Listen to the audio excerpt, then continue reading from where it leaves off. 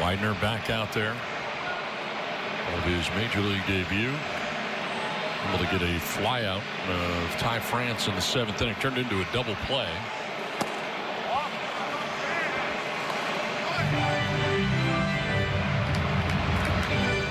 Of them. 18 3-ball counts issued by the Diamondbacks pitchers tonight. And to counter that on the other side, D-back hitters, they've only earned 2, count them, 2 3-ball counts tonight. It's unbelievable. It really is. Manny Machado with his 2-run home run in the 7th inning on Hector Rondon. 394 feet, 103.4 miles per hour, and the launch angle at 22. With the Padres on top 5-1. Out here in the 8th.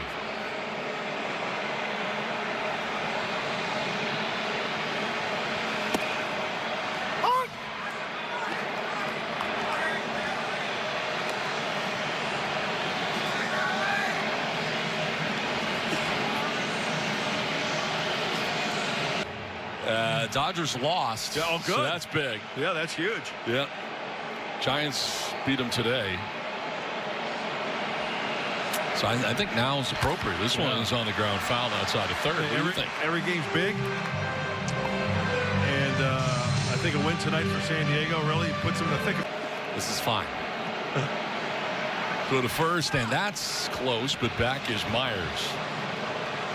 I'm kind of used to that glass because it kind of reminds me of the glass at the buffet table, right at the buffet line, and I'm used to that. I love it. It's hockey glass. It's great. It's nice, and you're on the other side. And I can talk to anytime. I want to talk with you. Come on in.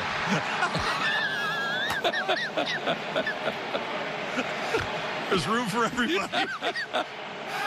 Myers takes off, ground ball left side, and it's picked by Escobar. Goes to first. And they get the out there as Myers aggressively hit. Padres tonight 3 for 8 with runners in scoring position.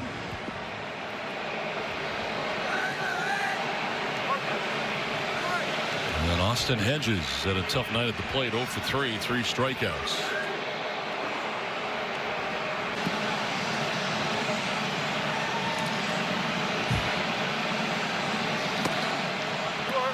Fooled him a little bit. He was hanging out over, and 96 up and in. Well, 2-0 for Austin. He's been having a rough night at the dish. 3 strikes. That's frustrating. Yes, it is.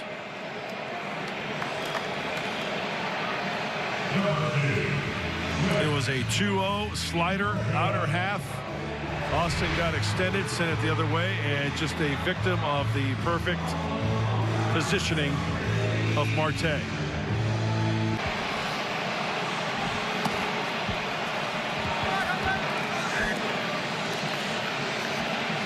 Hey, Donnie, do me a favor. Can you do me a favor again? Yeah, what do you want me to do? I just love this. Can you please just, when the guys show us on camera again, invite everybody in again. Come on back here. 41 saves a year ago for Kirby. Not a safe situation. Yeah, it might be a case where just get some work, right? Exactly.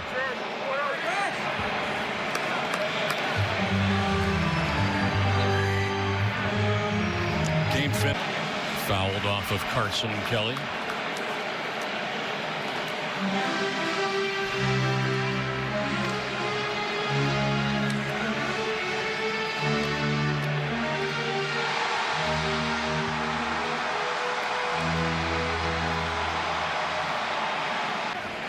Hey, guess what? Full count. Yeah. Number 15. That is ridiculous. 15 full counts. And, usually when you get a full count, there it is. There's the proof. You get a ball is back, and T-Mobile is your ticket to the game. It is not a safe situation, but it's a good time to get Kirby Yates out there to get some work with the 4-run lead. First All-Star season last year for Kirby, and why not? Back in 2019, he had a great year. Medium depth right field. He's that far away.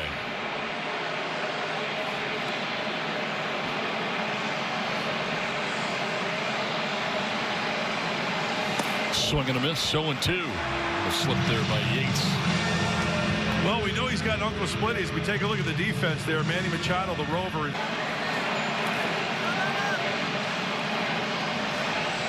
Escobar 0 for 3 on the.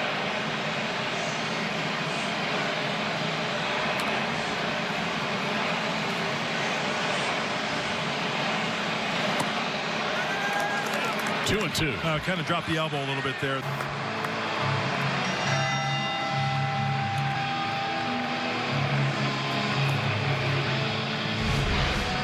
Sometimes it's downstairs with the old trapdoor split finger, and sometimes you go up a couple rungs on the ladder for the strikeout at 94. This time he goes high, and Escobar goes by.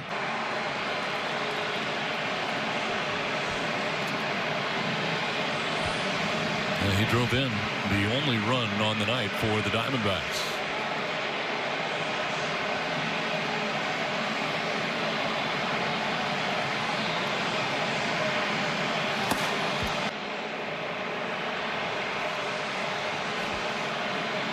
Low 2. That is strike 3 in the first 2 strikeout of the 9th inning for Kirby Yates.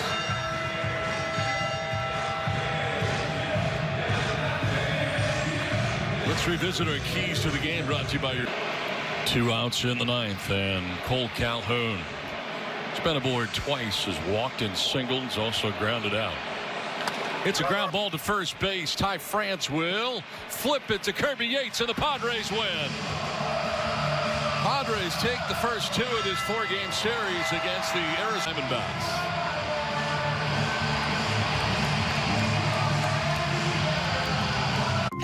It's open. Hi.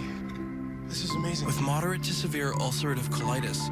Are you okay? July and Wrigley Field is the site. We certainly wish it was under normal circumstances, but these virtual fans are packed and ready. Christian Yelich spotting right there at that second spot. Lorenzo Cain down at the bottom. But they do have some new faces, 15 of them on this year's 30-man roster. And they'll face a 33-year-old, 4-time Major League Baseball All-Star. 3rd year of a 6-year deal for Yu Darvish for this Milwaukee team, although not too new. It's another stint for him with the Brewers after splitting his time with Toronto and Tampa Bay a year ago. So last night, the Brewers have 3 hits in Kyle Hendricks' complete game shutout performance. All 3 hits came from the same man who's in the 9 spot today, Orlando. Eric Sogard takes a strike. And you saw that first pitch, 91-mile-an-hour fastball. Kyle Hendricks didn't even touch 90 last night. Finesse all evening long. And some dangerous flirting with 88 miles an hour last night for Hendricks. It'll be a little bit different with Darvish going back a few years. 3rd year of a big money contract in Chicago. Is 0-2 to Eric Sogard.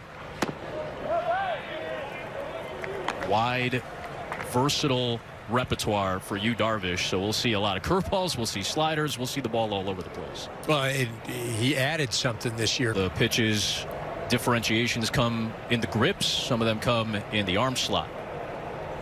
1-2 on Eric Sogard, the Milwaukee leadoff man. 2-2. Sogard, as we mentioned, familiar face, hitting in front of Christian. Well, he needs to become a high on base guy.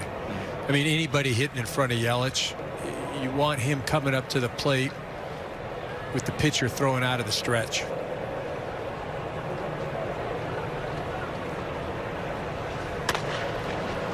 On the ground towards the right side, and Happ is expected to be a mainstay in center.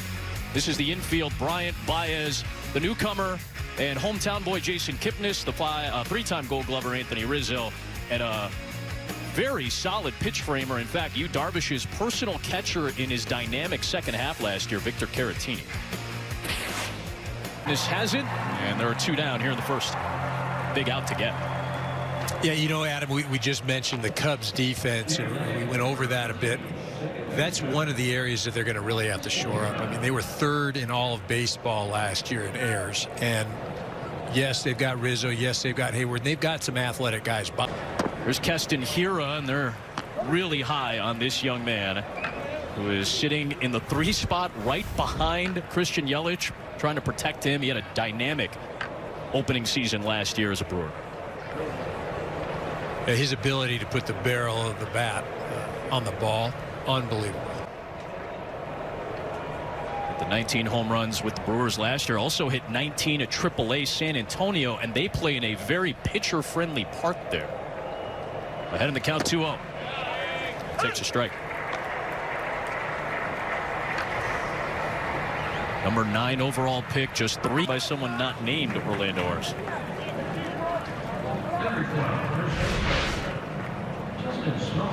See, this is a 2-seamer down in the zone and gets a hold of it, drives it out to left, gets the ball to Schwarber there. Platooning him, with him being pretty much a dead pull left-handed hitter. They would love to have platooned him with Ryan Braun, but here's another thing that steps in now, Eric. This year, the universal DH allows Justin Smoke and Ryan Braun, who is getting an off day today, to be in the lineup at the same time. And they're really hoping that he returns to that 2000. Fortune right field for somebody like Smoke, who pulls the ball as a lefty. Close pitch, but it's a little bit high, according to CB Buckner. That is going to be interesting to watch, how this team assimilates together, this Brewer club, just because so many. They do get him on the cheap for $5 million this year. They have a lot of options at first base if they are going to use Ryan Braun primarily as a designated hitter. Logan Morrison, Jed Jerko, a new signing as well. Another toss to first, and back in his hero. I think the thing, though, with the Milwaukee is swing and miss pitch. There's Craig Counsell, one of the bright young managers in baseball. In fact, now is the longest tenured manager in the National League. This is now his 6th season. Dave Roberts and Don Mattingly, both 5 years in their respective spots in LA and Miami. On it, served it up the middle. Brewers have a runner at second for the first time this year. As you mentioned just now, just one hit away from matching that game total last night. Absolutely. And here's another guy who may benefit from Miller Park and that short porch this year. Take the ball inside. Man, every time I look at him, he reminds me, Garcia reminds me of Miguel Cabrera. Sure. Right? I mean, just. Down to the wide neck. Yeah, right? I mean, it's just built. Movement again on the outer part of the plate. Darvish struggling a little bit in the summer camp stretch. In fact, his last outing was Sunday against the White Sox in an exhibition. They actually had to cut the first inning short because he had been struggling. He went 29 pitches in that inning, gave up an. Expected since they signed him. Everybody is hoping that he can continue to feed off of what he did. Again, like for me, the mental part just feels so important for him.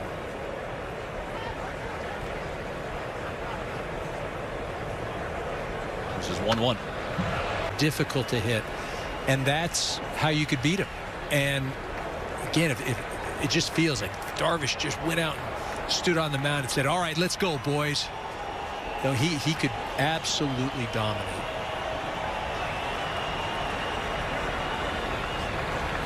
Two on, two out. Major League managers, their first time out. Lineup card signed and framed coming his way for that office.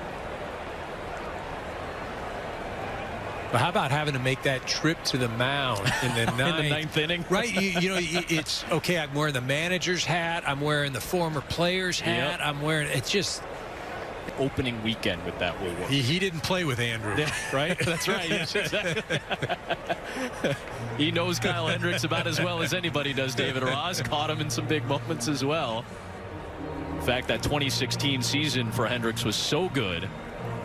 And David Ross, obviously, such a key. And I'll be fascinated to see how this goes, too, EK. Just thinking already about what could take place in the 5th or 6th inning when you already have a 20-pitch outing in the first frame this early in the year. You're coming off some struggles. This will be a little different, I imagine, to navigate this for David Ross. Right, and remember last night, Kyle Hendricks, 8 pitches. Dial Garcia out. The Cubs are coming up in the bottom of the first. Take a bite out of summer with Marco's. Try our delicious specialty pizza. Last year, and in game one last night, Anthony Rizzo and Ian Happ with a couple of shots against Milwaukee pitching. Haps came in the third, and that ended up being the decision. Because this guy is one of those guys we talked about earlier. Electric stuff, unbelievable arm.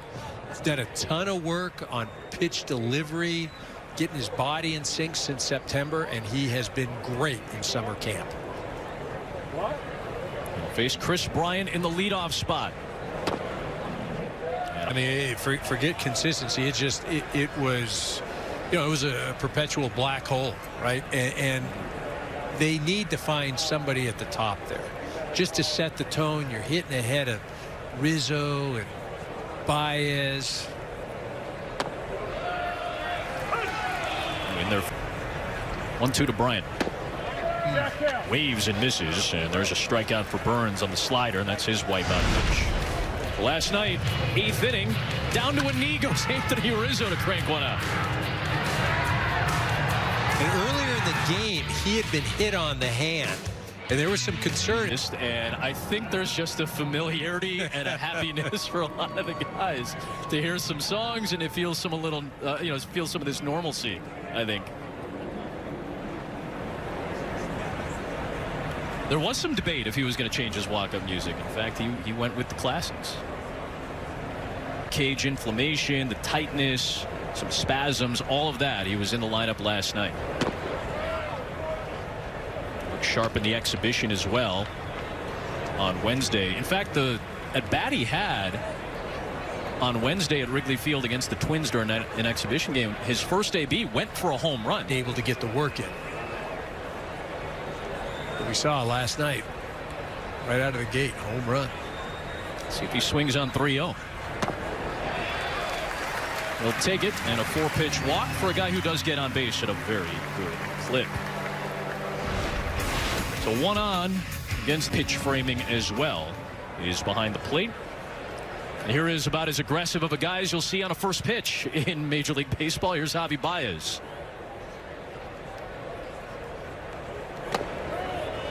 Lays off, 1 down and away. That's 5 straight now.